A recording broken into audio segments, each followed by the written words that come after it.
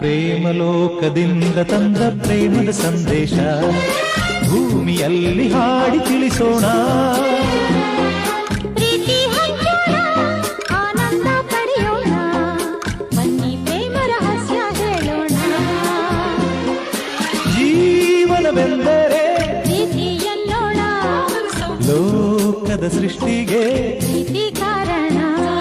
ಜೀವನವೆಂದರೆ ಪ್ರೀತಿ ಎನ್ನೋಣ, ಲೋಕದ ಸೃಷ್ಟಿಗೆ ಪ್ರೀತಿ ಕಾರಣ.